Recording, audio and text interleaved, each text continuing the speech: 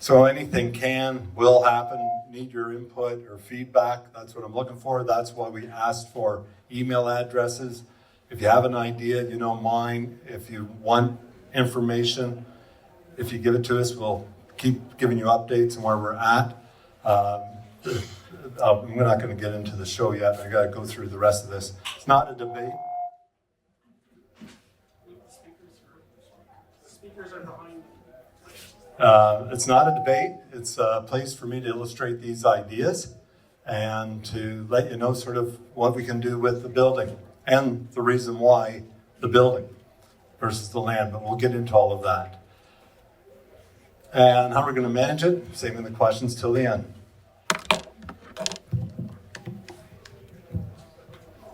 So who am I? I've been around a while. I was born in this great city. I've been working on the GTR project for 1995 is when I was retained to actually get a project together called the Stratford Resort and Spa. That went sideways due to some financial issues and some corruption. But what else is new in the world of finance? We also had a project where we're going to convert it back to a factory. Why not? It was already a factory. Looked at an apartment complex on the site. What was interesting about that, it was also on the part of the site that was most contaminated. And I knew that from the work doing the resort and spa. In fact, that portion where the university sits is the site, and the environmental engineer at the time said, it's pretty heavy. And I asked, well, how heavy is the contamination? Like, is it mineable? She goes, good point. It's almost mineable. That's how heavy it was with lead.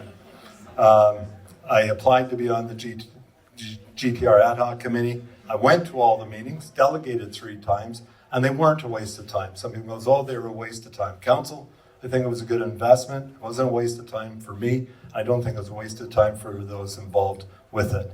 And some of the information or some of my ideas have come from those ad hoc meetings. And obviously I have written to council and presented to council as well about the GTR. And the bottom line is, I'm here to shape and improve our community because that's what architects are supposed to do. Architect's role, what do we do? Well, that sort of summarizes it. When you look at it, we're the people, you can read it. I'm with the highlight there for me is we collaborate with communities, ensure designs reflect their needs, values, and identity, which involves participatory design approaches addressing local social issues. If you look at the others, we look at light, ventilation, accessibility. We're the guys that are supposed to take care of everything. We take an urban design plan and we look for communication, community engagement, and of course, master planning is important. Developers' roles. What's interesting about this, developers are important people. I get a lot of work from developers. However, if you have the money, if you have the land, if you have the future use, then you don't really need a developer for a project like that. And the other thing is developers on residential projects, their profit is somewhere between $50 and $100 a square foot. So if we do it ourselves, we get to keep that money and use it to finance other things in the building. You'll see that a bit more later. And of course, this is the person I believe this city needs right now for this project, is a project manager. And what the project manager does, he basically sort of takes a concept like what I have and sort of takes it through the next steps. And part of my process, the next step for me is to go to council with a budget for this project. And I'm working with PCL Construction, the largest contractor in Canada. My job right now is to go get high-level estimates from local trades so that we get the local flavor in the pricing. We've got maybe a quarter to a third of those prices in now. And I've got to keep going. That's my next step. And PCL's job is going to look at what I have, fill in the blanks, and then present a letter on what they believe the price will be. Sorry, this got to be right here. And so you can see the project manager is key to the win. And what's interesting about the project manager is that tomorrow afternoon, at noon, the structural engineer who did the structural analysis of the building also has project management services. And I'm going, well, this is perfect. This guy knows the building. He has a passion for the building. He's working with me, yet he was retained 12 years ago in 2013. And he's going, hey, thanks for calling me. That was one of the most amazing buildings I ever did a structural analysis on. And that structural analysis was good. We've got a good building here. and he still believes it, and he's coming up to see it. We're going to meet with the CAO and maybe talk to the CAO about the possible next step of using project management to take it further forward. This is an interesting slide. So this slide is, I don't know, it shouldn't be in there, but it is. So I'll talk about it. This is one of the slides in one of my presentations, February 24th to the ad hoc committee. And the master plan for the site by Urban Strategies, this is sort of the bottom line of where they were going to go. We were going to have an elevated parking garage, as noted in the here, and then there's existing transit, and they had street, Mackenzie Street was coming through, and then coming around and out. This is based on current engineering from the city of Stratford. The master plan that they had brought a pedestrian path through at Argyle and a street through here next to a potential parking garage. And this, of course, is the university building. Top is south. All of the orientation we have for all our presentation, other than this slide, north is at the top of the page. There we go. History. Well, I sort of told you a bit of history. So the building, we know about it. Dean Robinson wrote a book on it. Dean's here tonight. Thank you, Dean. We bought it for a parking lot, and the mayor of the time bought it for parking. I forget. Dave, what did we spend? $1 million? Just about $1 million. And Dave said to me one time, it's a good, we're Rotary buddies, and it was, Robert, if you're going to find a developer for that place, I'll sell it to anybody for $1 as long as they build 1,000 parking spaces for them. And you look at the math, that was actually $3 million to build 1,000 parking spaces at $30,000 a space. So Dave was thinking right. Maybe it's actually a little bit more, 1,000 times 30 is 30 million. And council had input. They voted to keep the building in 2015. I was there with Dean and a few others, really pushing hard to save the building. And at that time, I was saying, use the building, keep the perimeter walls up.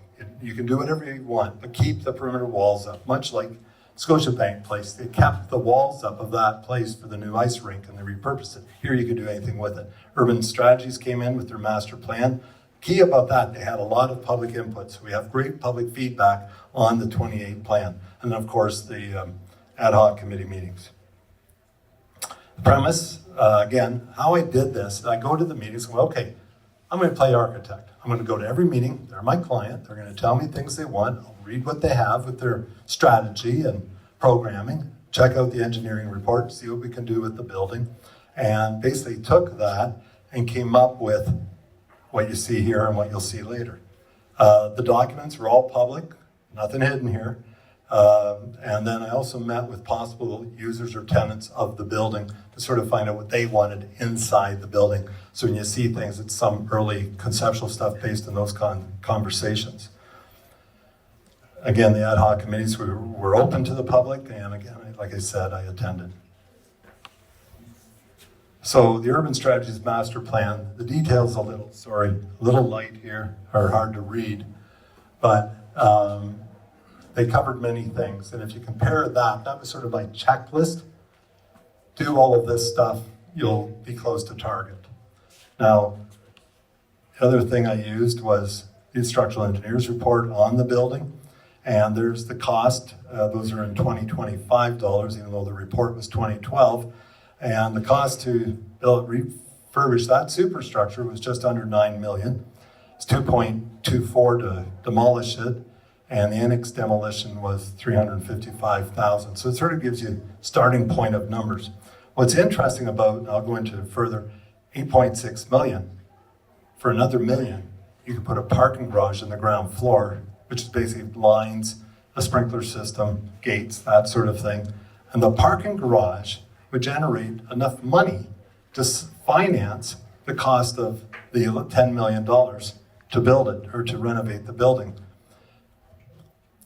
What's changed since the master plan? Well, $1 million to buy the site, $10 million to attract the university, and $16 million went to other expenditures. What we've seen of citizens from the outside looking at the building, there was a fence placed around it when they bought it, and they took off the roof deck and painted the trusses recently.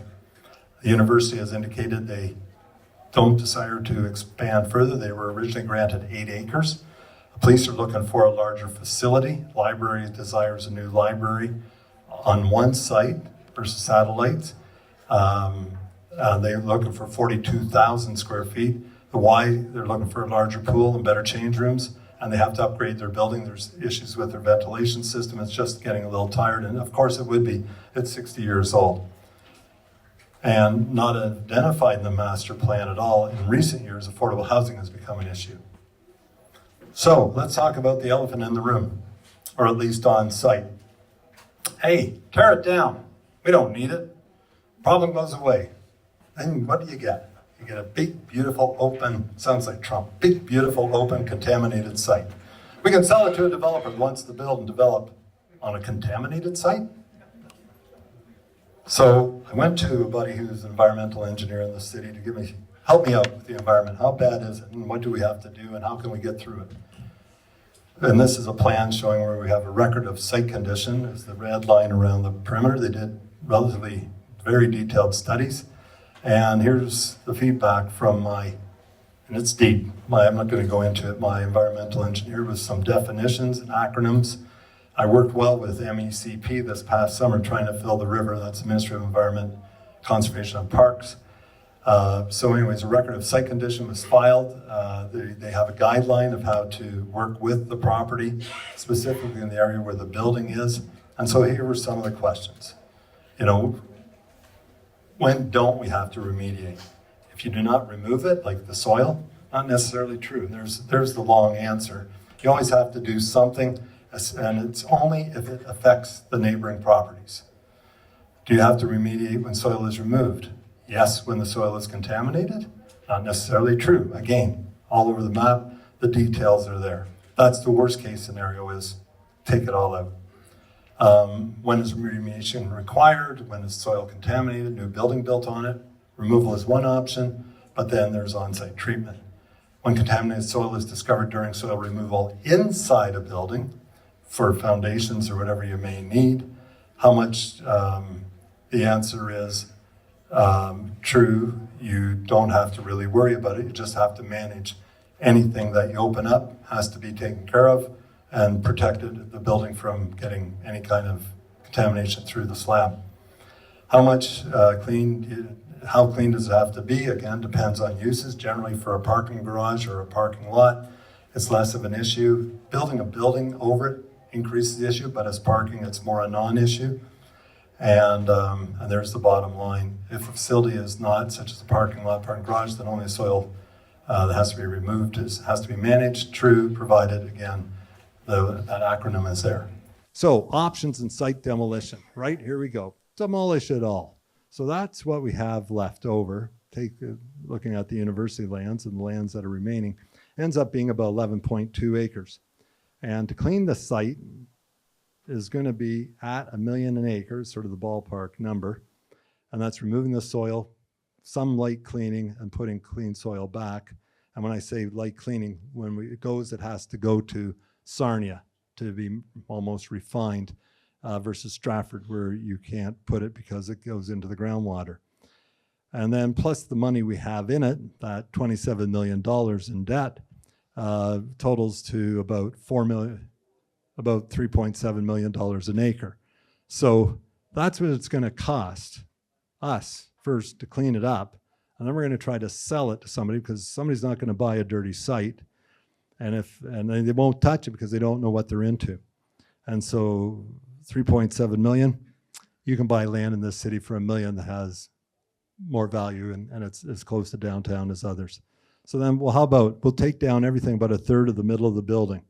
Again, we're still cruising around $4 million an acre to sell it. And then if you keep the building up, it's a little higher, 4.2 million an acre, but guess what? With the building there, you don't have to build anything outside of the building because you can do everything inside the building. And as I said earlier, environment's less of an issue except the stuff you take out. You just have to make sure it's good when you put it back. You don't have to keep going until you find it all. So questions to ask if we're decided to sell the land. What would it make it? And those are the numbers I was saying earlier. And then part B is if the property's sold, where does that leave us with respect to parking? Like a person buys it, they can put a fence around it. Avon Theater people can't park there. Well, Downtown's going to get tighter for parking. People are using the parking. Most city staff park there now. So we should, it's indicating that you sell it, you might lose that parking. Or you will definitely pay for the parking if a developer gets it because they need to finance their costs. And another thing is, the land's so expensive, they may take many years before they do anything with it until markets are in the right spot to afford development. And then what about expropriation? That's how we got the land.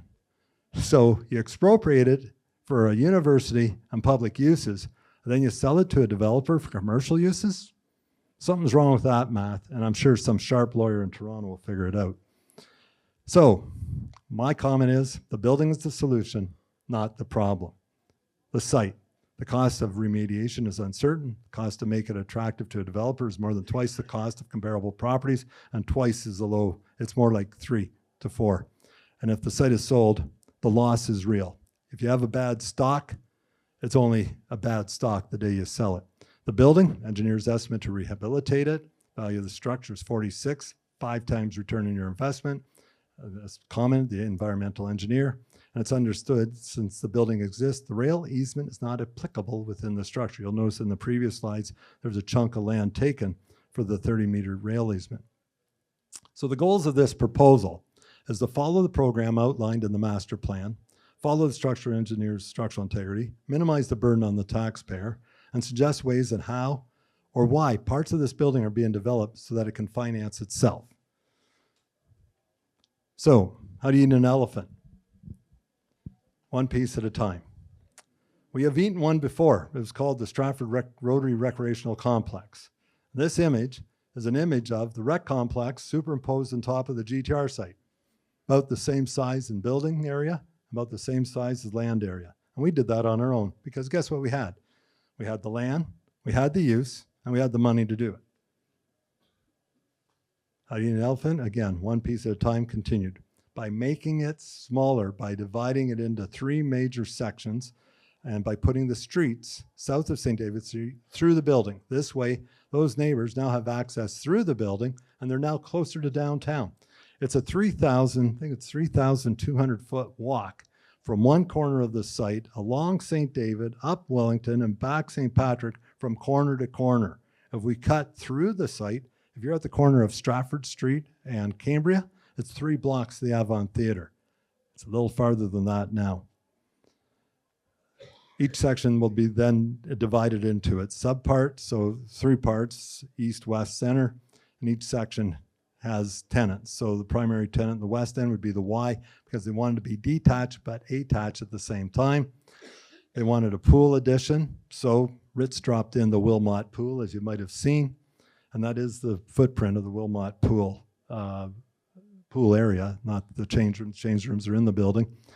The center section is the library and daycare and other tenants. So in the plan, I always have other tenants on the north side of the concourse level. And the east is community spaces, Locomotive, of course, bringing it back. Got John Kastner here tonight who might tell us more about that story if we have time. And John is more of a talker than I am, and I'm not sure if Sean Burns is close to him. Perhaps a performing arts space, there's interest in that. Obviously, it will need good acoustics because City Hall Auditorium isn't great unless you have one of these and everybody has a headset on. And maybe a youth center and the senior center may go back there. The benefits of that are it's a 1 bus ride to the stop. It's not a 2 bus ride to the rec complex for people living in the south end of the city. Each section is connected with a common east-west concourse, much like an indoor shopping mall. Instead of stores for tenants, we have community uses for tenants. They all use the same corridor. So it'd be like Stratford Mall, but instead of going by Winners, you're going by the library. You go by liquor store isn't connected, but this concept has ideas where you can get direct access to the outside as well. Provides easy movement between all parts, permits easy access to share spaces, and that's much what the library is looking for. You know, they're more than just giving or lending out books. They're a community space, and so putting them in the heart of the hub makes them good because they can use the other spaces around it. They could use the rehearsal hall of the theater. Maybe they use the theater for major lectures or whatever. You know, you could have a little chat space around the locomotive. So it gives it lots of flexibility. And what's beautiful about Trump again, I hate using that word, is that the concourse is centered on the 65-foot bay of the building under the skylight for the length of the building. And we'll show you more of that shortly. So the phases of how to put this building together. And again, it's a phased project because it's a big project and we can only afford so much, or the self-financing needs some lead time between parts. Part of it though is, and depending how it's phased, I'm right now, first phase is the Locomotive and cleaning up the Downey Street end, sort of setting the tone for what the rest of the project will be like. And the Locomotive will attract people to come to this place and start to develop within the building. And the Locomotive was the last locomotive refurbished in that building, so it's only right that it comes. The other part of the story is it's in relatively good shape. Fort Erie refurbished it. It's sitting outside at Fort Erie under the control of their museum, but they're willing to give it to Stratford with one condition: put it indoors. So my attitude is, if somebody came to me and said, hey, I got your grandfather's 41 Pontiac, and I'll give it to you, and it's in mint condition. All I want you to do is build a garage for it, and it's yours. That's basically what we're being offered. They'll give us the train if we build the engine shed. And I dressed up the engine shed a bit so that everybody could see it flying from the street as per that photo in the day. So phase one is first, let's get the building up, stabilized and running, and then we develop the parking garage. So 1 and 2 would likely roll together because I need return on the investment to finance phase 1, and the financing of phase 1 is completed by the parking garage income. And then the Mackenzie, so then we basically jump through the building going from east to west. So we go from the Locomotive in the east to Mackenzie Street, and then from Mackenzie to Argyle for the east concourse, Mackenzie to Argyle, and then Argyle to Stratford, and then the YMCA and apartment building. And then, number 7, maybe a police station, but you'll see where we drop that. You might have seen it already. So this is going through the phasing. So this one's showing the elevations of the building first. And as you'll notice, as we go through the building, or from one phase to the other, right now in this phase, on the, this is the St. David Street side, west end, looking towards St. Patrick, and of course Downey Street. And in the early phases, all the windows are infilled with, so part of the renovation, we got to take out the block. We're going to strip off the seal siding that's on the building now, refurbish the concrete, fix with the steel is going to be sandblasted, repaired, and recoated. Put a new roof deck on was in the original concept. The roof deck, my concept is I'm replacing most of it with an integrated solar panel roof system. It's water resistant, and guess what it does? It generates money. And when it generates money, it pays for itself. So of that $8.6 million that Mike Pond had in his original estimate, the roof budget pulls out of that. The other thing about that budget, a lot of people say, tear down the burnt out section. The beauty of steel, and Steve Cooper and I talked about it at an ad hoc meeting, steel is not good when it gets hot, but when it cools, it generally gets most of its structural integrity back. And Mike, in his review of the structure, did a structural analysis of that steel and found it to be within the right tensile strengths for keeping it in the building. So siding's on the building, except on the south side, the windows are infilled with, again, integrated solar panels. And this shows just how it's going. So there's a portion of the roof that's in pink. That's permanent roof because that's where the snow slides off of the solar panels. So and of course there'll be snow guards. So it's sort of showing how it works. The roof of the mezzanine, the annex, is dropped to mezzanine level for future outdoor space off of the concourse level. The concourse level is in line with the existing mezzanine that's coming, but this is showing structural review, rebuild, whatever. So it's get the building in shape, okay?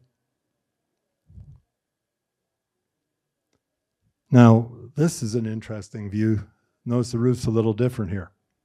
That's to get 6218 in the building. The locomotive is about 15 feet high.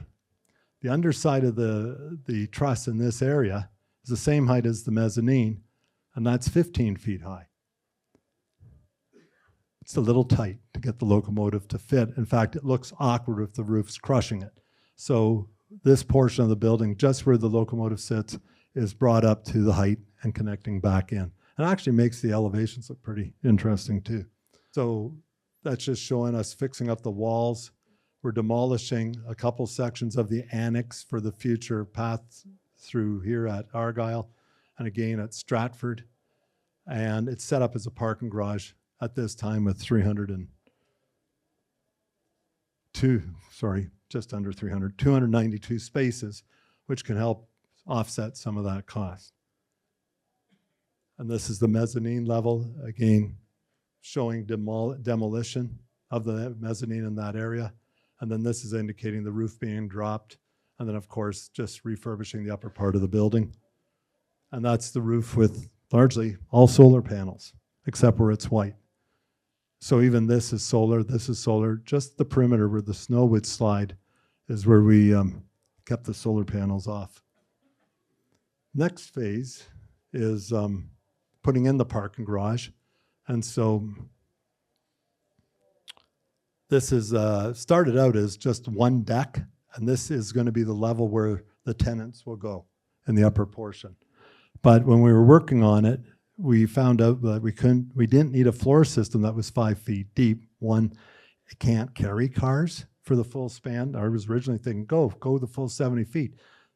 This wall can handle a 200-ton crane. It can handle parking, no problem. But guess what? Structural Ts just don't do it because parking for cars has a lower weight requirement than parking books.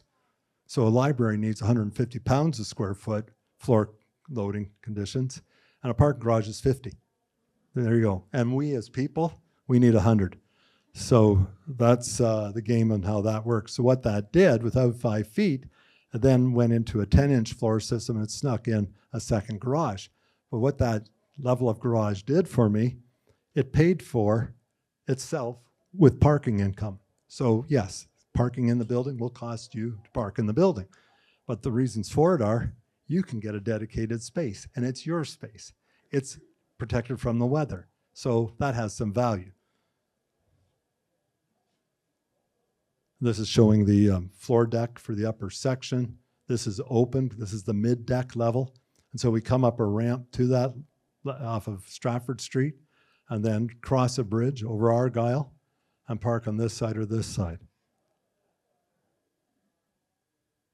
And this is the upper deck where the commercial activity will occur with bridges, pedestrian bridges, but it's just left open for now.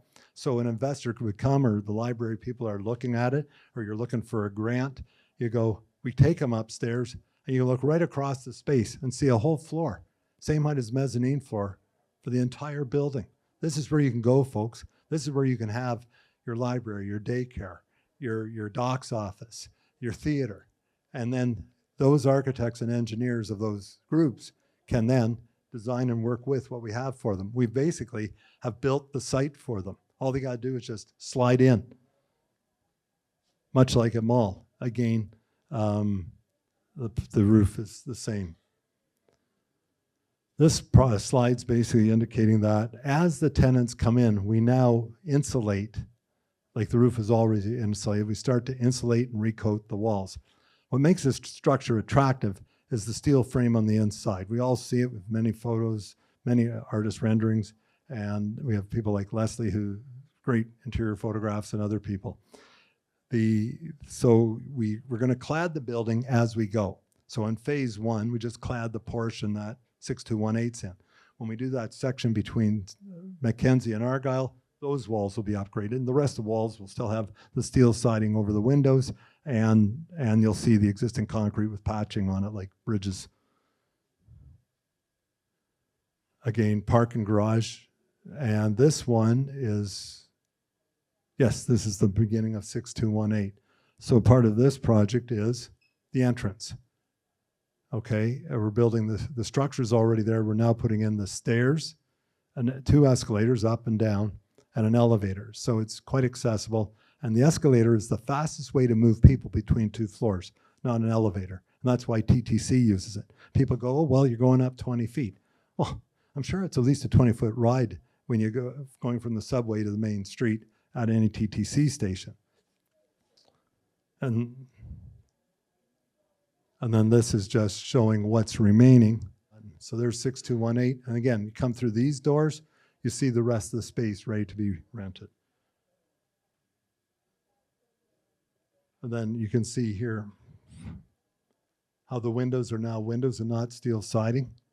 And that's why you'll see it creeping across the building as we go through the slides. The next one is, again, as we move along, we're going to refurbish the exterior and insulate the building. The solar panels that are on the roof are removed, put in the new permanent roof, and you put the solar panels back on top of where they were. Where they are removed and replaced is with skylighting, to bring skylighting. I don't trust these integrated solar panels for finished floor space. Parking is one thing, but you know, drywall and water just don't like each other. And onwards with, this is now illustrating the entrance at Argyle. And there's the parking garage level above. There's the walkway, and now we have the development.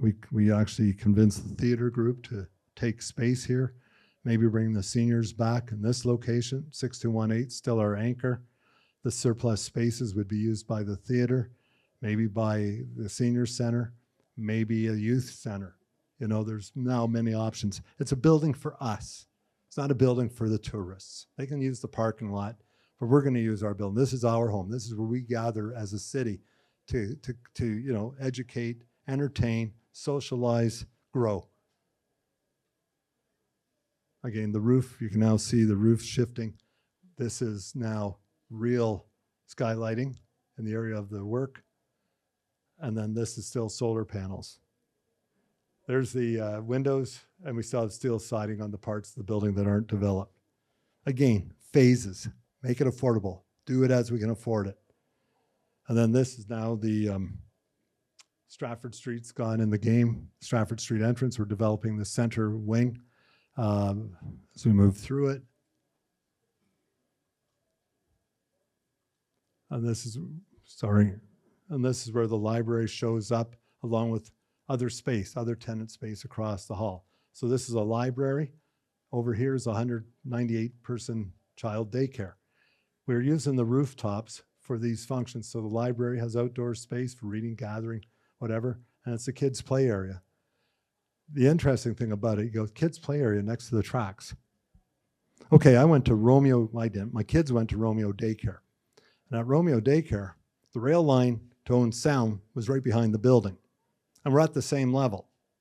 Here, on the patio floor is 20 feet above the rails. And then along this side, you'll see illustrations.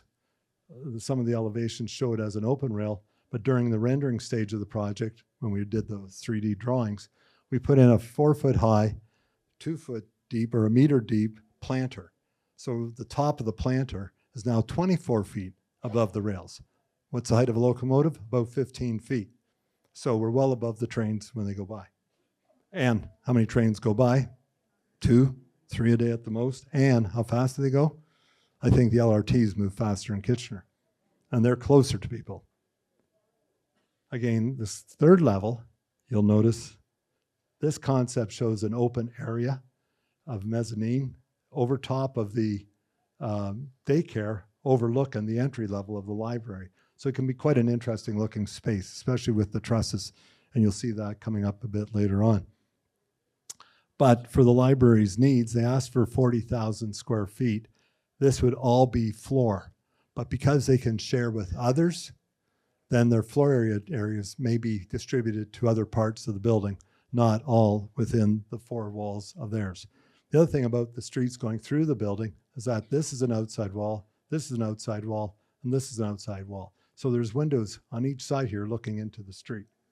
So it can be a quite bright and attractive space. Again, the roof's creeping along. And again, you can see where my siding is. Right here is the siding now left. Otherwise, the rest of the building's now developed. And then the final, but it could be the first too. It doesn't matter. The phasing of this could be from the middle out, west to east, east to west. Okay?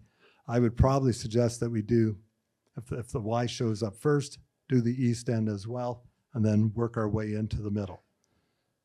So what happens at the Y? Well, you'll notice something here. This is on the ground floor. The reason parking is placed on the first floor is to manage any vapors coming through the concrete slab.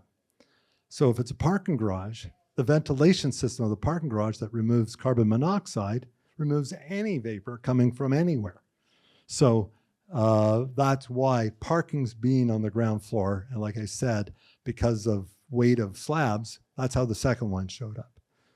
So, but here you'll see we have change rooms, some offices, that sort of thing. You come into the Y at grade level versus concourse level.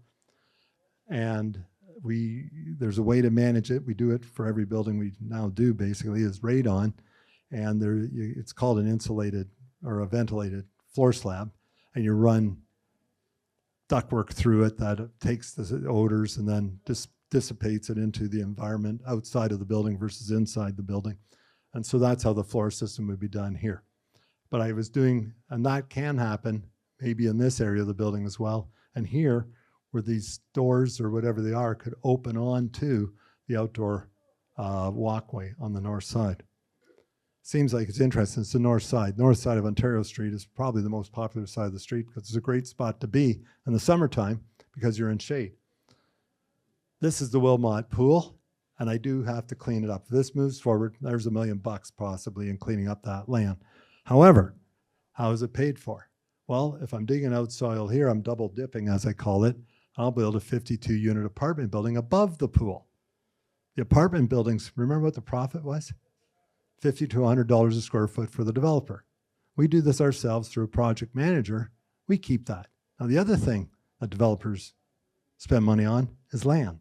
They'll spend up 75, well, they're laughing if they can get land at $50 a square foot. But in some areas, the Golden Bamboo site was up to $100 a square foot, 30 units, and the land was $2.8 million originally. It's dropped now to 1.8, but back to $50 a square foot. But somebody was thinking of buying it at $100 a square foot. So take the 100 number. So now we have $200 a square foot. And if you put in 52,000 square foot apartments, or 50 for easy math, that's $10 million in profit. That profit is going to go back to pay for our entrances and the cleanup of this, because elevators and escalators, and if escalators are in every one, I do not know, that's up to the future.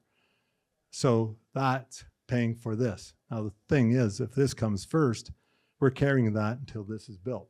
That's why it's desirable. If the Y can roll in sooner, then that can finance this. So that's how the math works. And that is the Wilmot pool footprint. So then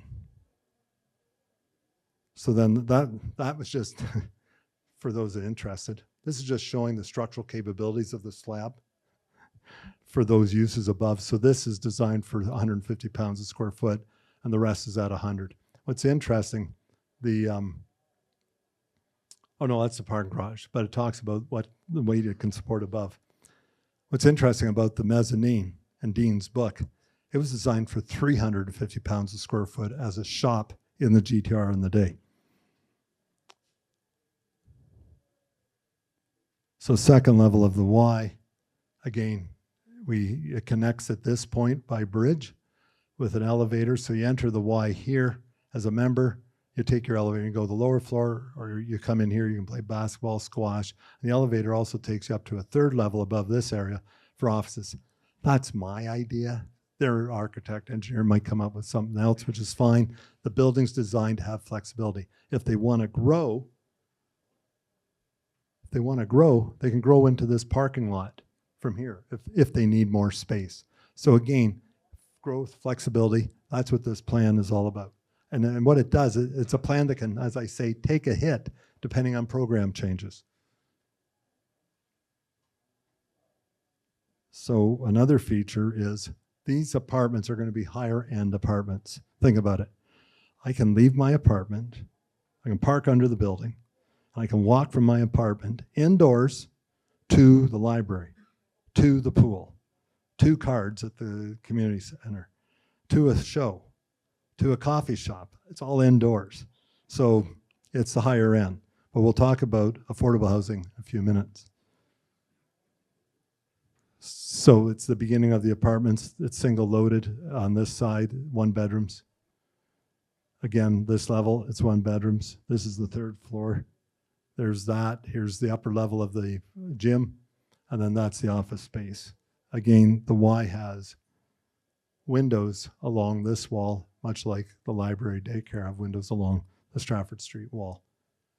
And there's the roof. Solar panels are still up there in these areas, but the dark is all now skylighting, and we have solar panels on the high roof of the apartment building. And there's the apartment on site now.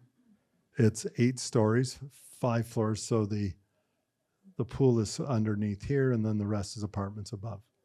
And in this design, I tried to tie it into the appearance of the existing GTR building. My attitude is, if the addition is smaller than the building, it should sort of look like the building it's attached to versus a brand new structure that's sort of different than everything else. But this building has a design that can take any kind of architecture applied to it. One more story on this is, that's what I was talking about with the railings. It's not open railings. I think that's it. I forgot what it was. So the site. What is the site for the building? Everybody's saying, oh, it's the 18 acres of the GTR site. And I'm going, nope. As an architect, I have a site, but I always look beyond the site. What's around me? And your building, if there's nothing on the site, your building tends to look like your neighbor's building, so it looks like you're part of the neighborhood. But this site has other things. One of the things is that 3,500-foot walk, and that the wall of the building was always a bit of a dam. It was like crossing the rail yards on the other side of Niles Street.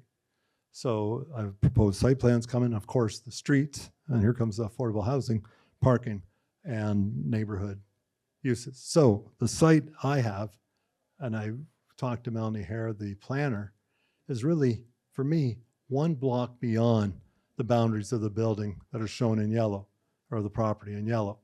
And the reason for that is, this is going to be affected by whatever happens here. But it's also the area that can benefit most by whatever happens here, or it can really impact those that are living around this side of the building. Downtown's key too, because you don't want this to take business away from that. This is our tourist center, business center. We love eating in this part of town.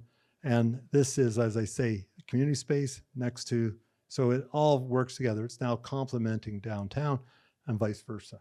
So it's for us. And it's the sort of, if you think about it, it's got neighborhoods on 3 sides. It should be part of the neighborhood.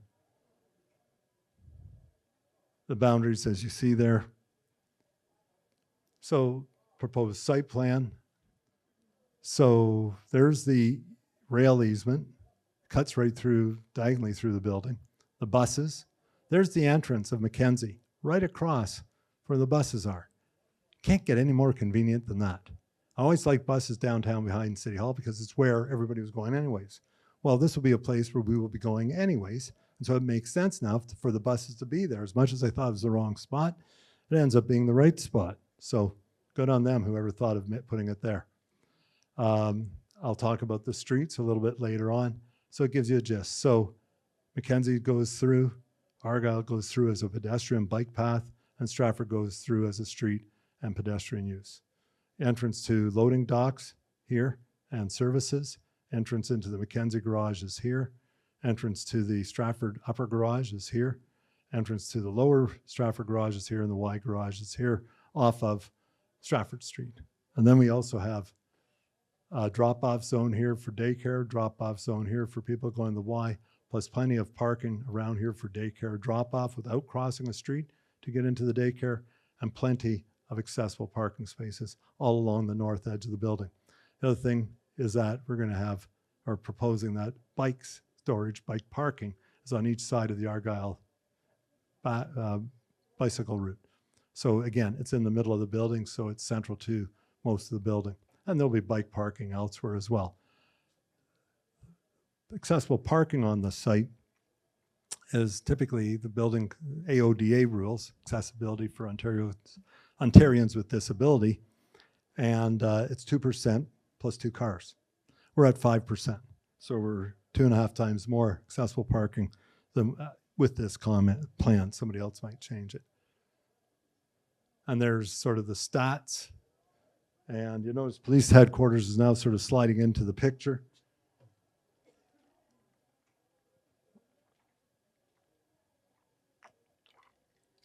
And our parking hit over 1,000 spaces, or about 1,000 spaces. And that's a number that flexes depending on how you use the parking. And then you can see the building tenants. And we have other tenant space as well. The bridges, the apartment building, it's getting pretty big. But it's a big building. And we ate it. And we gain weight on the other side. And then police services, that's an idea on its own. And we'll get into that a bit later. Actually, we'll start here a bit more because the police is the very last thing on the docket. And we went through the other phases. So if the Y comes into the GTR building, what happens to the Y? Y is a bit of a bunker, as we all know. And who loves bunkers? Police. And I'm looking at other uses in that building could be used for. Office is a little tight, and offices will work because in essence, the police station's an office building. So when I asked the police, well, how many square feet do you need? They have about 35,000 now, including their other buildings besides downtown, and they need more space. They really want a garage, so when they apprehend somebody and take them in the building, it's not for public viewing. So that's been incorporated into this. But he just said 50,000 square feet. Great, 50,000 square feet. Look at the numbers up there. Existing building. Now, in the second floor, that includes putting a second floor in the gym. Versus a 2-story gym, it becomes 2 one-story sections. I hit 50,000. I haven't even added to the building. Then on the west side is where the parking garage would be. So that's the parking garage. Well, let's put some offices above it. So you add those two together, and that's what they could have. And then if they really grow in the future, there's another 14,000 square feet if you build an east addition. I'll show that. I'll go back one to show it a bit more. So they could have a total of 73,000 square feet. So it's a place to grow. But are they good downtown or not? Well, the issue with policing at George Street is they have the same problem we all do. Can't get through when theaters coming in or going out. Here, and I'll go back to the site plan now for this shot, they have access, St. Patrick, Douro, Waterloo, Downey, St. David. They're not trapped. They can get out of town quite easily or out to wherever they need to be. The building itself, and I can't zoom in on this, is that's the addition for the parking garage. There's the main building. And then this is the east addition. The streets. So this building has been blocking us from getting from the south side of St. David Street to downtown. So, and also we have some crazy intersections as well. So one of the things that drove, and you know, we got the craziest intersections I think of any city because we have a grid, 2 grids colliding at a 30-degree angle. So downtown is an equilateral triangle, and Dufferin Park is too. So there's a little Stratford DNA. And living in the south end where those grids collide, oh, and one more, Downey Street is 30 degrees off in the other direction. So that's how you get 60 at the corners of Market Square. So we all love this intersection where Waterloo collides with Downey. And guess what? This is the proposed entrance to the site. That's not me. That's been around for a while in the talks and on the submissions by engineering. So I'm going, you have a 5-point intersection. That's next to craziness. Go to Goderich. They got a classic there. So how do you get rid of a 5-point intersection? Get rid of one of the streets. So I eliminated Downey Street in front of the Y. So when you come down Downey, you float right down to Waterloo. Now, if you want to go down Downey, stop sign or a light, turn, no stopping, folks, a right turn lane to go right down Downey. So it's easier than what it is now. Just, well, easier is going straight through and you don't have to stop, but it cleans up a lot of other issues. So we do that there. This becomes a 4-point intersection. You can't enter here because it's right across from the buses. So that leaves the only point to come into the site at an intersection. If we have any kind of traffic, which we should with the uses, you come in here. I got right turn lanes, left turn lanes. So, and even here coming off of Waterloo, right turn lane into the site. What it does is that Battery Park, when you eliminate that street, is now part of the site. So we have a park on the site. We don't have to create a bush somewhere in the corner. It's there, and it's been with us for many, many years. People also talk about parks. I'm going, well, you can't see it here. It's cut off. Shakespeare Park, right across the street. So we already have 2 parks, like next door, one on and one next door. So it's looking good. The other thing that happens as a result of Downey leaving, you come down St. Patrick, I got to stop. Not anymore. I got to stop. Not, well, there you have to, and you keep going. Now you come down here, you only stop once. You don't get the double stop sign thing. And if you're coming up from Downey, you stop here and turn right or left to go down St. Patrick or Douro. So it cleans up this intersection. Somebody asked me, why don't you put in a roundabout? Well, Waterloo loves roundabouts. I think we have the best roundabout in the region called Churchill Circle. We didn't know it was a roundabout until they started calling them that because we were calling them a circle. Just like we walk around a river. Think it through. You can't walk around a river. So the circle doesn't work here because 2 streets have to merge into a circle. It just doesn't happen. And they're disastrous, absolutely disastrous for pedestrians. And if you look through the pedestrian path of travel through the site, is that let's go back to Stratford Street. Okay, Stratford and Cambria, or even Argyle and Cambria. We'll do the Argyle run first. I don't show it here, it's in the previous plan. There's a pedestrian crossing with the flashing lights and yield for the pedestrians. So you can keep going. Again, flashing lights here. And you can go right to Market Square without worrying about a car running into you. Sweet. Same thing happens with Stratford. Here it's an intersection, and then that's George. Oh, George, what happened to George? I thought George is over here coming in at a diagonal on Wellington or on St. Patrick. Another one we hate. So there's an opening between Chocolate Bars and the police station tenant. Just enough room to put a street and sidewalks through on each side. Okay? I'm not putting services through. The services are still where they are. We're not spending that money. And even here, all the services stay in place. In fact, this one's quite easy. We're just tearing out the street and putting in grass. Here, we're building a little street here, and the area in front of Chocolate Bars blend the 2 parking lots. So the liquor store parking lot flows into the street right up to the front doors of Chocolate Bars. I think Derek and Jacqueline would like that idea. They may not like this idea, but they might like parking right in front of their doors. So that's the story of the streets and pedestrian travel. And again, coming from downtown, you do this. If you're coming down Waterloo walking, you do that. If you're coming up from Downey, you're into the site, or actually you come down here, pedestrian crossing, and we have pedestrian crossings that buses in. The parking lot here comes across and crosses here.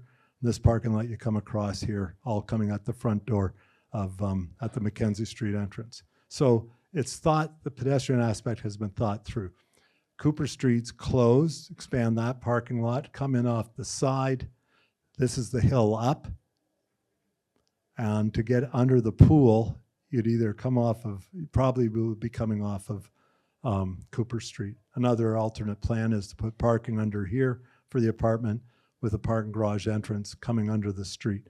But that's future and who knows yet. So we'll keep moving forward.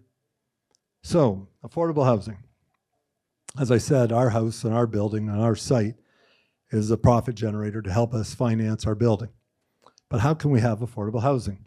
And the most affordable house for me is one where you put the addition on your house. You have a two-story house. You're living by yourself or your partner, and you go, okay, why don't we duplex it? Great. You need an extra parking spot, and you can't block anybody in. So guess where the parking is? In the backyard. So if you waive the parking requirements in this area and say you need a minimum of 2 parking spaces, so you have a spot to park while you unload your groceries, and the other car spot might be somebody for a short visit or the delivery vehicle or whatever.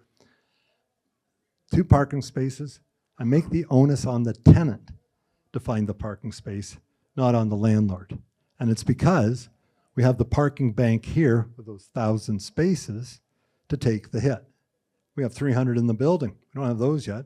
And what's interesting when you look at the math here, and I should have wrote it out, I don't know if you can see the numbers, but we're at 194 for this area of town to go here, 96 in this area to the tracks, this is the parks, and then 78 here, and then they can all feed in as we were talking. This zone's a little light, but you're coming up St. David to come into the site.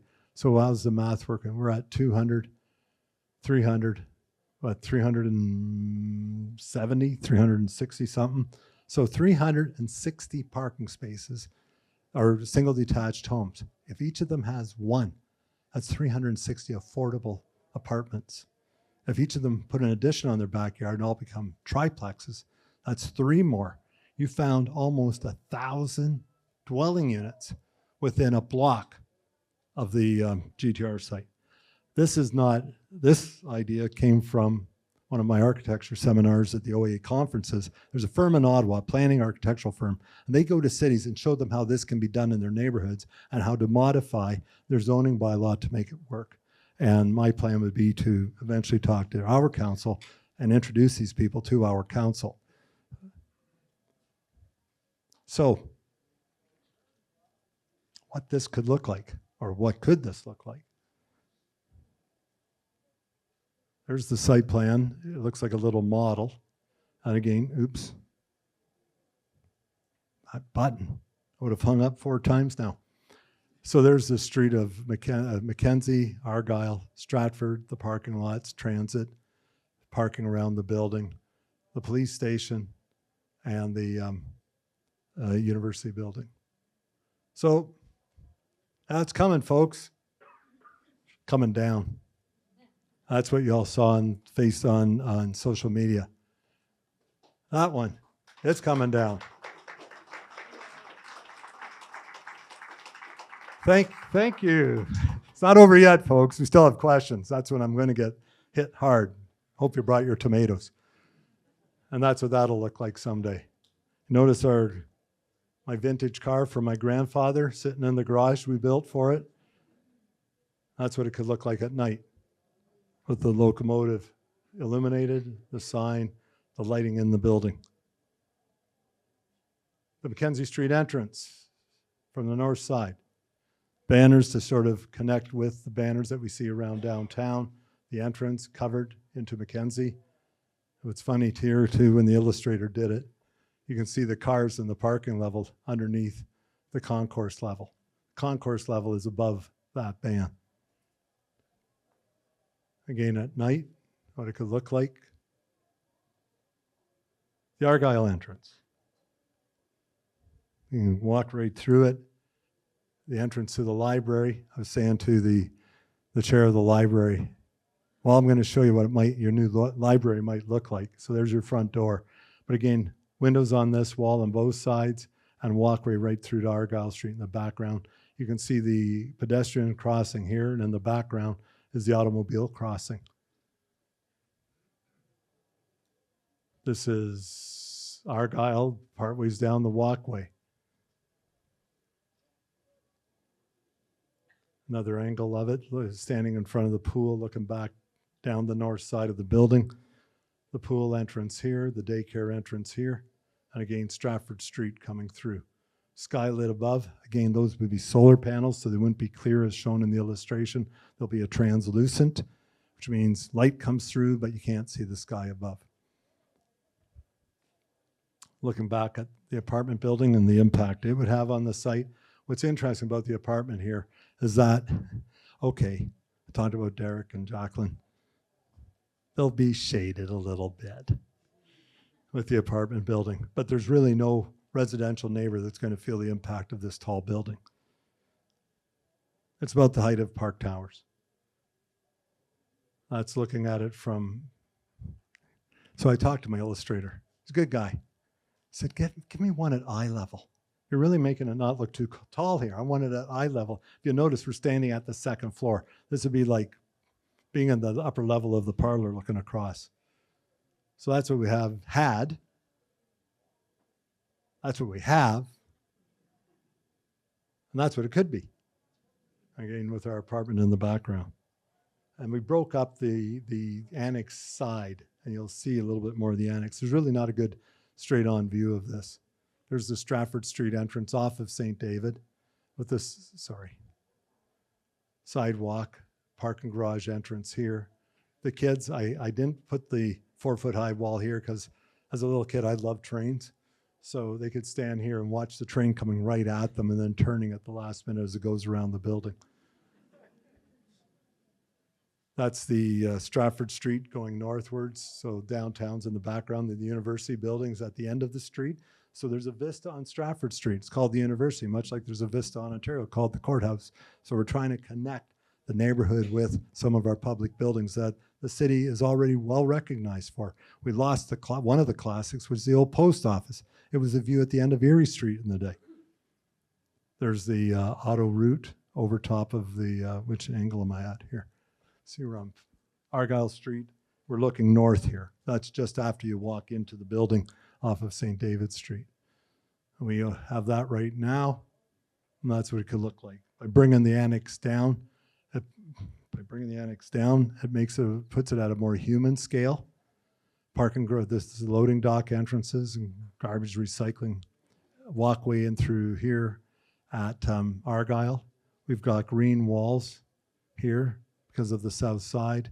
That's why it's classic. It's just, what a coincidence that if I lower a roof of an annex, I can have outdoor patio on the south side of a building. Like it was designed to be for its next step. There's the entrance at Mackenzie with the escalators, elevator, and stairs. The elevator, living wall above it. Great for acoustics, to absorb acoustics. Now the cost of it, well, got to worry about that later, and also has to be irrigated. One of my ideas is that the city's founded on lands of 3 tribes, and I have 3 entrances. So I thought it'd be great if we could recognize each tribe, one at each entrance, and have some acknowledgement at those points for our Indigenous folks. There she is, 6218. How did you get it on the second floor? Sort of like, how do you get the caramel in the caramel bar? Through the top. So that's part of the reason why there's skylighting up there. We can put in whatever, but the skylighting was more to have as much natural light on it so it feels like it's outside and not in a closed building like a lot of museums are. And then it feels like an outdoor space even when we're in it in the wintertime. And it'd be a great space to gather. There's about 6,000 square feet there. Just around the Locomotive, there's a lot of potential hangout spaces for people. Like, I can see somebody coming in there, entrepreneurial restaurant owner, and you just have bistro tables in around the space and coffee served and read a book, or that's if you're not at the library. Other views of it. Now, I won't get into the details of 6218 unless somebody asks the question, what's changed in Locomotive since it left Stratford? And now what's interesting about this shot, between the Locomotive and the community center, I have a movable wall. And I also have a movable wall at this time between the theater and the community center. So from where you saw the seats in that theater, you can see the Locomotive if you open up your movable walls. And also allows other flexibility. If you look in the background here, what's that? That's a mural on the movable wall to show you what it was like in the day. So it still looks like it's hanging, and it's in front of all of the locomotives that are being repaired behind it. Good one. Let's hear it. Let's hear it for 6218. So when you come up the stairs, escalator, we'll have, I'm suggesting we have images of it, and there it is flying. Here it is in its prime. And then this is the concourse that leads from at the other end of this hallway is the Y.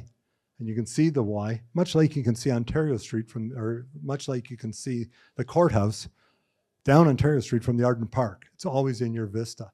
And coming back the other direction, even though the locomotive's engine, the engine's on the under the 70-foot bay, you see the tail end of the tender of the locomotive. And again, living wall for sound and open skylighting here. Skylighting, is it shaded, not shaded? It's a detail. If people like this idea, we'll worry about that detail then. And then other artwork down the hall and themes of art that go with the buildings that are behind or the rooms that are behind those walls. This is a shop. You go down the hall, one of the places you'll enter will be the library. And so this is a potential idea for the library with a mezzanine level on the 3rd floor, open out onto a patio, lots of south light coming in, light from above, again, shading, window treatment will be an issue. This is looking back down into that entry area, tables. There's the living wall on the other side of Argyle that you see through the windows at the end of the library. So it's one of the 3 walls that the building has. And that would be quite modern construction. It's curtain wall construction. So we have this juxtaposition between current and stuff from 1907. We walk down further, we get into the Y. This is the gym, which is in the upper half of the 70-foot bay. Now, again, my illustrator, we didn't really spend time and money to have accurate backgrounds, so sorry for that. And then the fitness center overlooking the pool with the kids area, or splash pad, activity pool, learning pool, and an Olympic pool, 25-meter Olympic pool. You can see the apartment building above, and there's the skylight. This is the ceiling. We're looking through the skylight to see that. But you can see the walls in the background here is the stepping of the apartment building as you come over the pool. The other thing we have over here is there'll be another view. Looking from the deep end back to the fitness rooms up here, there's the walkway, which is also a viewing gallery of what's going on in the pool. So if grandma wants to see the swim meet or see Billy playing with his mom, and they're in a wheelchair or whatever, they can go to the observation level and just watch from up there without getting out in the pool deck. So it's inclusive. I'm trying to bring, or this concept's trying to bring everybody into it. And the other thing I did, went with sky blue for the ceiling, so you feel like you're outdoors. The other thing that also makes you feel like outdoors is that this will likely be I'm proposing would be an operating skylight. And doesn't show it. But the wall along this side, there's a 20-foot wide deck along the west side and the north side of the building. So the wall is 9-foot high doors, 9 or 8 foot high, 9 foot. They completely open. So in the summertime, it'll feel like you're at an outdoor pool.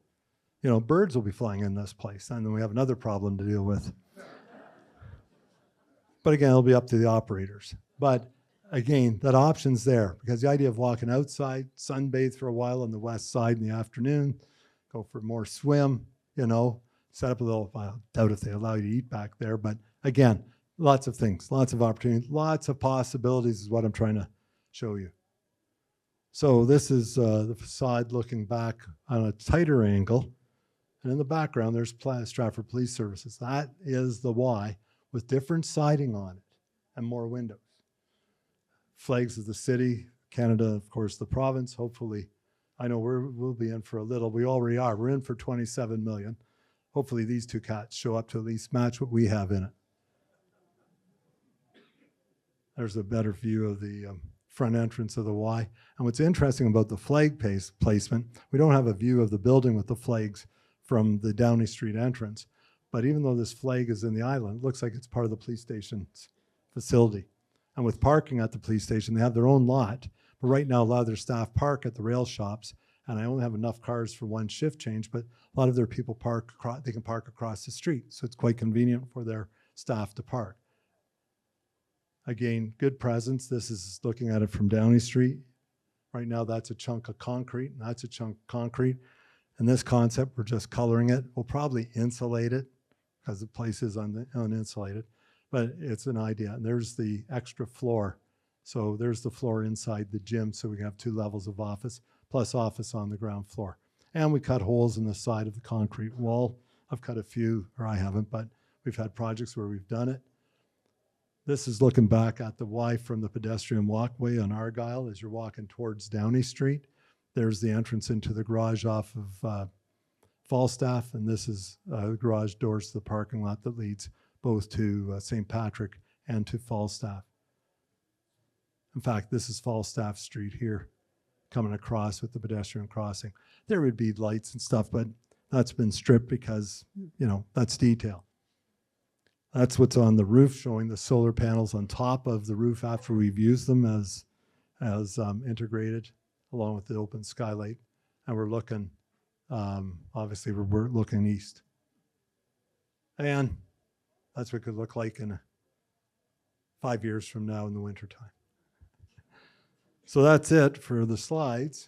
Any questions?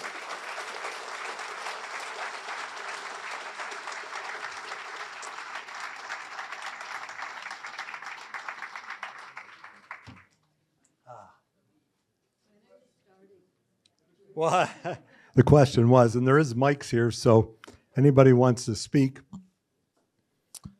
Barb, Test 1, 2. if you want to line Test, up, test. we'll do it. And hey, thanks for coming for those that are leaving. It was long. How long was that? 2 hour and a half? What Check, was it? Check. Check. Oh, not check, bad. Check. Now, when Krista from the library Check, came over check. to the office, it was an hour and a half long. And it was about an hour and 10 when I was Check, talking check, to the check. Y. And I was just talking about their parts of the building. Yeah, because- And I wasn't check, giving check. them any background on the history of the site, etc. So questions? Check 1, 2. Check. Where do you want them to line up, Barb? Check. Check. Check. Check. Line check, up behind Ken. Check. Check. Ken, check, go check, about check, halfway check, down. Check. Check. Check. Or there. Spitting distance. Let her have the mic so the people that are Hi, watching everyone. the recording. Can you hear me through the mic okay? Yep. Okay, so if we could I know there's lots of questions. We're just trying to control.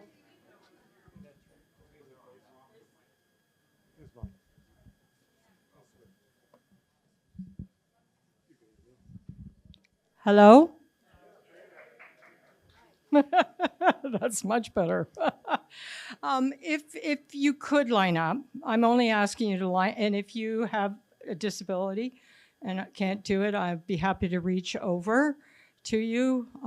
Right now, we have one lucky soul standing here and wants to ask a question.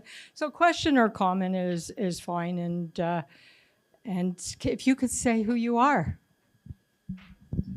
I'm a troublemaker. My name's Ken. I've got 2 quick questions, or a question and a confirmation. One is the floor that's on the bottom of the Cooper site right now, the building. It's my understanding that it's not contaminated, that it's very thick, super hard concrete, and it's not going to get disturbed. So that's where the parking would go? Yes. Okay, good. I just want to make sure I was correct on that one. Okay. And the other question is, you built a lot of flexibility into this. So for instance, I mean, I can see things like the police station. If money came forward first, we could do the police station first. And I love your idea of the pool and using the buildings that are already there. But it seems to me like it's very flexible. And I think for sure you're going to require a really good project manager. But I appreciate you doing this because you've put a lot of life into this project, and I like everything I see. Thank you. Thank you. Would you like to ask a question? Sure, Ask a question? Michelle, I was just wondering if you're going to reutilize the YMCA space, could it be possible with the police station being there, a little bit of a homeless, maybe shelter or like crisis center, because it would be in access to the people that would need it? Well, I've talked about what happens to the Y if the Y leaves. So if the police leave, what happens to the police station? That might be the answer to your question. So the courts are in the upper floor, the police are in the second floor, first floor and basement. I think courts will have some activity on the first floor as well. So the courts may roll into the first floor. That leaves the basement as a possible place for shelter or whatever. But again, that's something council can explore because it will be an asset that we have to find a use for. And as long as the courts are there, we're getting some income, and are they interested in more space? So those are some of the questions. Like I say, remember I had that map of the area of review? That's why the police station's in the area of review. Yes? And I have a second question. Will we have to play ping pong for 20 years with council on this, or will you be able to speak with them? Well, so I didn't tell it to your team. I told it to the TV station. So I'm working with Andre. Tomorrow, Andre's our CAO. And tomorrow, Mike Pond, the engineer that did the study in 2012, and I and Andre and Emily are meeting at the GTR building. Mike wanted to see the building after 13 years and see how much it's changed. And then afterwards, we're going to have a chat with Andre and Emily about the idea of the project manager scenario, at least educate him on it. And not necessarily that Mike would get the job. Obviously, he has the interest and he does provide that service. So it could be good for Mike if this happens. It's going to be great for the city because I think most of you understand we don't need a developer anymore. Like I say, we own the land, we have the money, we have the need, right? And the idea with the money is a lot of it's self-financed. But if we're building a library, whether it's on that site or elsewhere, we're going to have to put something towards it. Now, is it one-to-one to what they make in fundraising? I don't know. That's between council and the library board. Yeah. Does that Anybody answer your else? question? Yeah. It does, and I'm really excited about the historical train part. That's a must. Say that again. Okay. I'm supposed to be like a one breath sharing thing here, but I feel like I really want the historical part. So I want the train because I grew up in the East End and I have friends and family that work there. And I feel like it's an integral and respectful part of the build. It's like just a small portion, but it makes a full circle because a lot of us, our parents still live in the neighborhood, and it would be an important part for me. Perfect. Thank you. I'm giving that So back you to got a you. mic. I didn't know I that. grabbed it back. Next. Standing. Oh, you got to come up. You can't be shy. Yeah, come right up here. Look you eye to eye. I'm not afraid. Just say your name. I see by the presentation that you nicely fit in this redesigning of a bunch of streets and stuff. Is it an all or nothing proposition? Because I can see perhaps maybe some people might take a little offense to you're just redesigning the downtown like that. Well, don't take offense. Like I said, it's a starting point. It's suggestions. But a lot of us hate that double stop sign between St. Patrick and Waterloo. And we all know that intersection of Waterloo and Downey is a nightmare now. Add another entrance to the site. So that's why I did it. I was looking for the other question was, why don't you do something with the streets while you're at it? Well, I decided to do it while I was at it. Okay. Thank you. Deanna? Thank you very much, Robert. It's a very interesting presentation. My main question, and this is from also attending the ad hoc meetings, I asked Joe Sveck about whether or not the building can survive in its current form. He strongly believes that it cannot, mainly because he doesn't think that the steel pillars can actually withstand the pressure of snow, et cetera, which is why he changed the whole premise of what had been up until then everyone's belief that the building was salvageable. And it is a beautiful building. It's like an industrial cathedral. I think we all love it. So I was kind of devastated to hear that he didn't think that this was possible. So what do you say to that? Tackle. I got to be nice. But what surprised me, we got several answers for you, Deanna, is one of the reasons is that's why the engineer's coming tomorrow. Take a look to see how much it's changed, okay? The question was asked at an ad hoc meeting. He brought that up at an ad hoc meeting. And Paul Parlay, a member of the ad hoc committee meeting, goes, what engineering firm did you have tell you that? Did you go back to the original engineer? And he said, I'll get back to you with that. He never got back to him with it. A good consultant would get back to every question that was asked. The other thing is, look at the distillery district. They had a developer type guy like Joe there, and their company's name was Cityscape.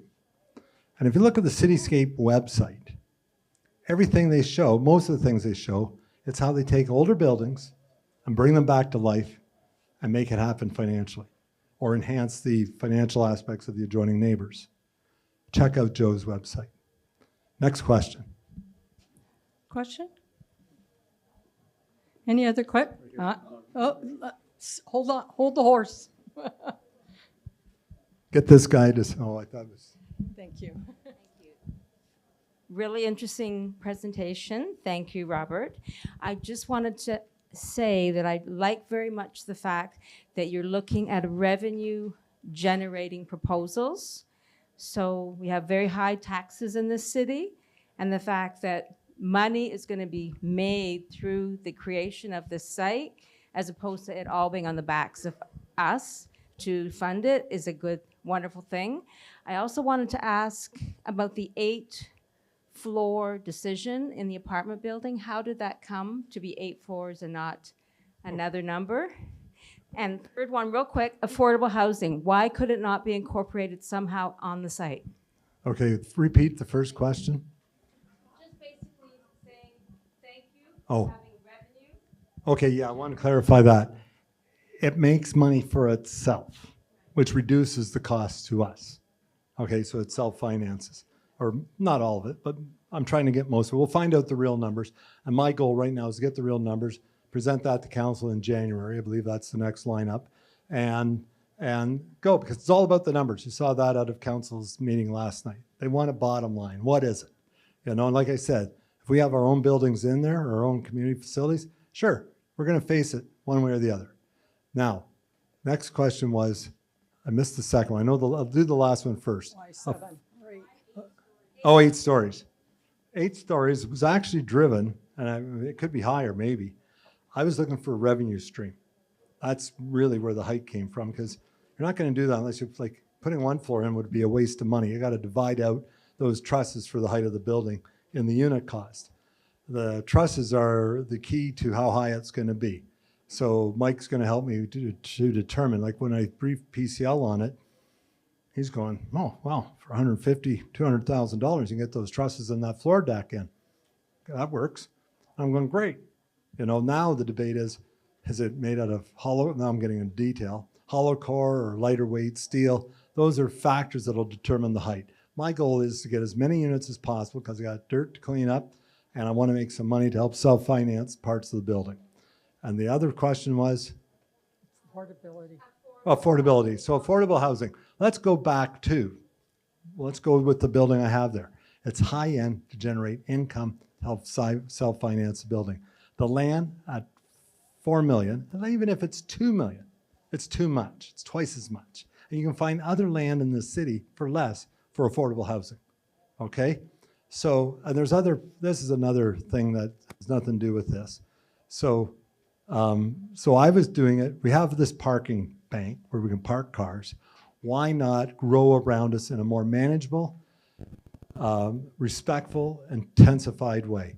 You know, sure, a tall building on this site's one thing. Larry McCabe's going, go high, or even Bruce Whitaker, go high versus going out. Yes, I agree. Let's not go out. I've presented at council. Sometimes it feels like a fight, doesn't it, Bonnie, if you're still here? Anyways. Building within these neighborhoods. And so there's other places where affordable housing can happen. And we have property. I'm a landlord. As a landlord, I'm not going to sell. My kids are going, you're not going to sell. No, I'm not going to sell. There's a revenue stream when you have property. And once you let it go, it's going to cost more to get back. So I would tend to manage our properties better, our vacant lands, and get the highest and best use out of them. And maybe sometimes on some of our land, we should build high end because you can get it in that neighborhood and then take that profit and put it elsewhere. Thank you. My question is on the building as well. I love how you've taken the care to blend the architecture in with what's there, and I know the site is fairly well set back. This would be the tallest building in the downtown core if built. So can you comment on whether it would have any impact on either the surrounding neighborhood or on the views of the core, like those quintessential views that we all enjoy and that all our tourists come and take photos of every year? If you look at the sight lines, it's not really, it's not like putting a building up in front of City Hall, right? Or building, it's off of the main street, it's off of downtown. Erie Street's probably going to be a street we're going to see some taller buildings. When Scotiabank built, I was going to use the old acronym or the nickname for Victorian Grey, and then it became National Victorian Grey. But their data center on Erie was designed for 8 floors for growth. So there was going to be an 8-story building there someday. So 8 stories isn't uncommon, and it's off of the vistas, right? And that's key. For me, the stuff should be well behind the main views of downtown. That's why I pushed against the idea of stacked townhouses at the Golden Bamboo site. Redo what you have there, infill the lot. Well, came full circle, and that's what they're doing now. So that was great. I called Paul and said, good going. I also made a comment on height at the Krug building. And I basically played that card, the 10 stories, is because it wasn't for density. And I saw it as a creep for potential growth, because on that site, they're allowed 7 with one 10-story building a certain distance from the property line. Well, if you run the math, you could build, said 1, it didn't limit the size of the footprint. So you could have an L-shaped building 10 stories high on most of that lot. So that should answer your question. Leslie. In terms of affordable housing, we have the location where Dominion House used to be, that's right near. Thanks, we Leslie. have Shenanigans right near there. There are options, there's land available to build affordable housing that is very accessible to all the facilities and options in the Grand Trunk. Great and point. Also, we need to remember how important this building was to this city. I mean, how many families whose generations worked incredibly what they did in this building, working with tons of huge steel. That building helped build Canada, sea to sea. We should be so proud of this building and all the people who worked in this building and what it gave us. Thanks, Leslie. Thank you. The theater, the Y, the library, the Grand Trunk, the first props were made there for the theater, the first choir, the first stagehands. Yay, Grand Trunk Railroad building. A point to that, they also built a lot of munitions for the Second War and the First War. So thank you, the troops in Stratford that did that. Yes, sir. Hi. I would just like to start by saying I'm very excited that there's potential for the site. It's been abandoned like my whole life. So yeah. Yeah, I'm young. So yeah, I'm excited about that. Can I jump in there? Yeah. When I was 3 and 4 years old going to church, Dad, what they make there is they fix trains, right? Big factory with the cars on St. David's Street. When I was 7, they were scrapping them because I could still see them along behind the old Y, waiting to be cut up and taken away. And I thought, wow, how do we get all these trains? My dad said, they're done. Diesel's coming. So anyways, back to your question. Okay, and then, so it seems like you have some flexibility with some of the tenants that potentially could occupy the space. Being a younger member of the community and just a part of the rock climbing community that, I don't know if anybody know Cole Johnson, but he recently opened up a rock climbing gym in Stratford. On Erie. Yeah, he's created a wonderful community there, and he's looking for a bit of a bigger space, so I'd love to see potentially if that could happen. Well, yeah, and he can, work with the Y. They might be interested. We were involved as architects for that rock climbing facility. Anybody else? Oh, They're creeping up on you, Barb. welcome. First of all, huge thank you. You're welcome. Very creative. It was fun. Thank you for preserving the history. It's wonderful, and as you say, it's a beginning, and there'll be changes as you go along. My question is about the 15-story proposed development east of Downey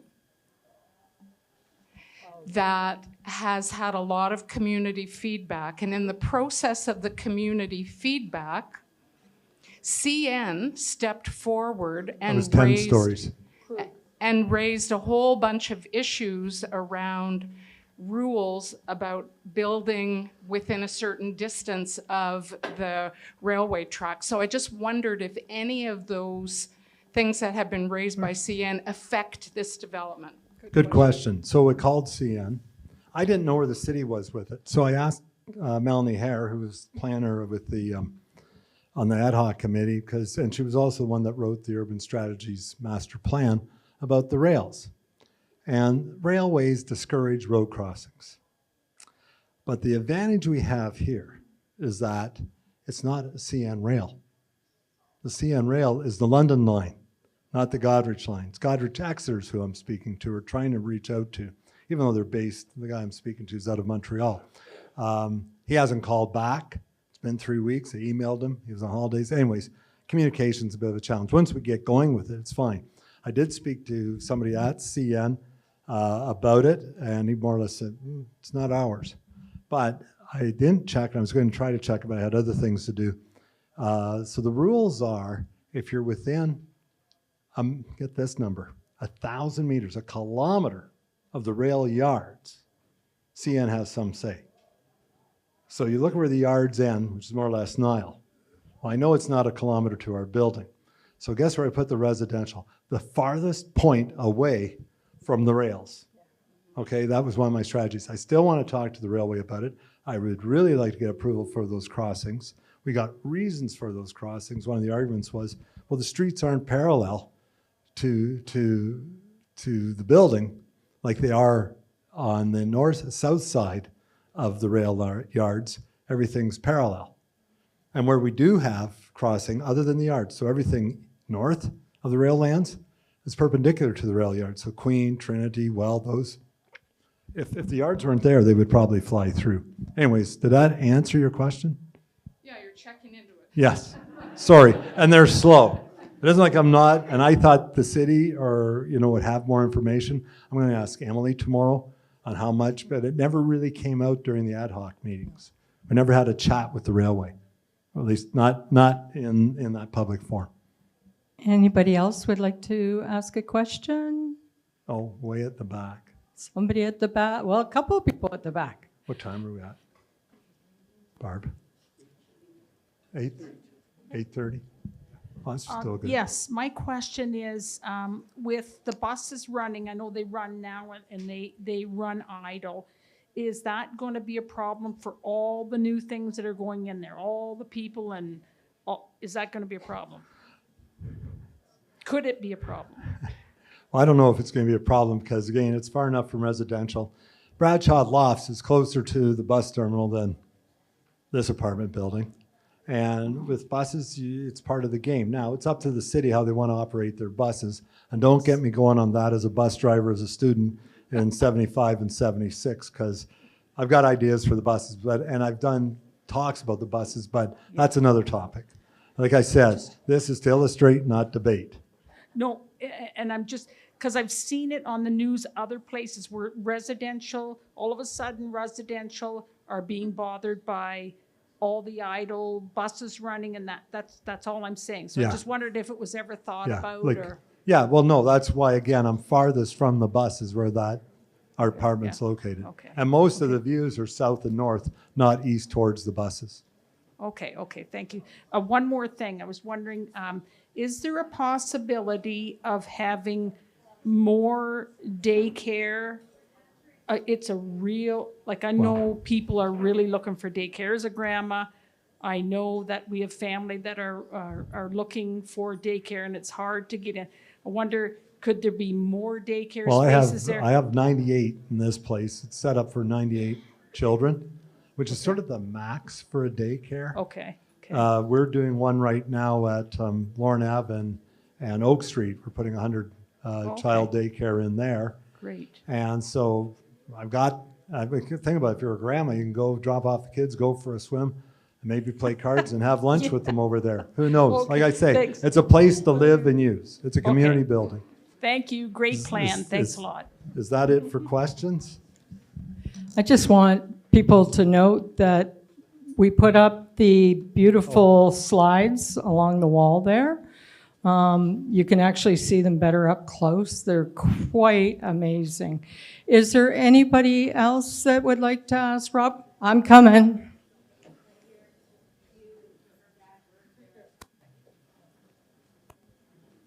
Barb, you have June. Every time I hear June, I think of June Cleaver. Just a second, somebody else is in front of you, June. No, ladies. Oh, I love it. What a gentleman. I'm just wondering, is there not restrictions as to how high the apartment buildings can be with the fire departments? I'd hate to be higher than 3 stories for anybody around Stratford. I guess you won't live in this. Well, you won't live in the floors 4 up. Actually, the and first above. level of apartments But is level what- 2. Is there not restrictions Well, no, for that? as an architect, look at them. They're all over Toronto. Yeah. And so how you do it is that they have a 2-hour fire rating. They're sprinklered. This building will be a sprinklered building.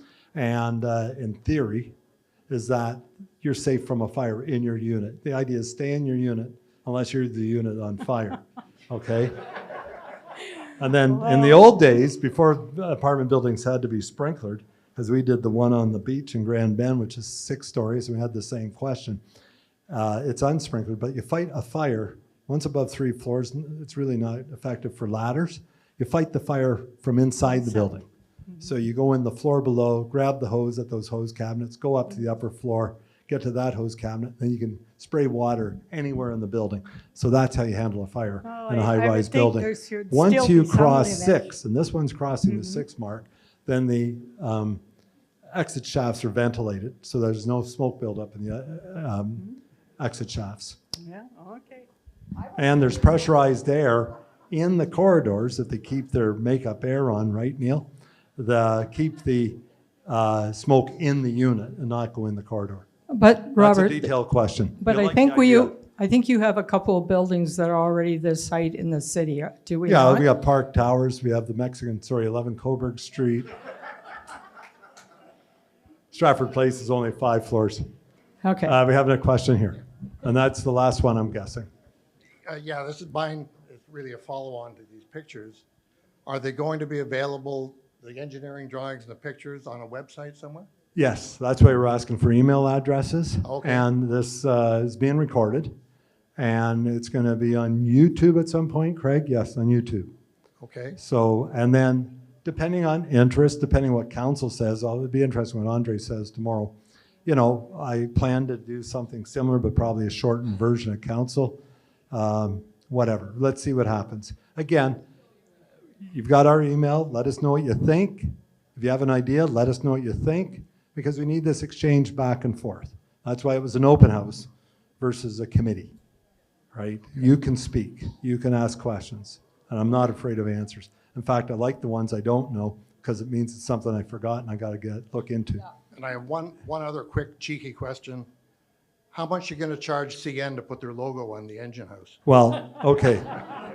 Get them to build it. The reason CN's on there is that when I was that little kid, there was the CN logo on the building. In fact, I remember the one with the maple leaf, and then they came with the brand new, and they call it the noodle logo, because it looks like noodle twisting.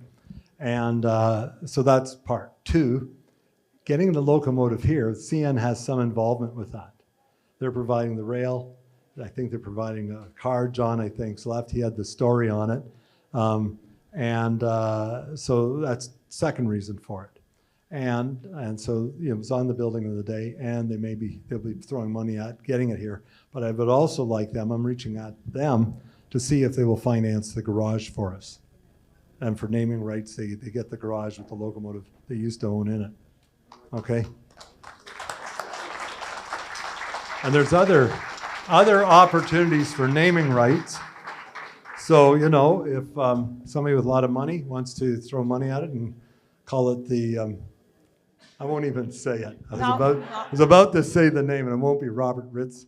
Robert Ritz is Stratford Public Library. But so if that's it, I have one more slide. Just one second. I just wanted to. Robert's an amazing architect. He's community oriented. He spent his life supporting community. He doesn't like to brag. He doesn't like to put himself out there. Thanks, Barb. But I am going to say he has spent, what you have seen tonight is he has spent 4 or 5 months of his time and staff time. This has not been paid to do any of this, guys. He just is so passionate about his community that he put all his resources into making sure this was something that you could have a say in, because nobody had done anything having to do with site plans, what buildings could look like, etc. And I just would love everybody to give him a clap, because I think he's awesome. Thanks, Barb. Really appreciate it. Oh, a standing ovation. Thank you. Thank you. It was fun. I do it for the fun, and I'm going, I had the financial ability to, my kids would say otherwise, but I had the financial ability to pull it off, and it looks like I did pull it off. And one more. Merry Christmas.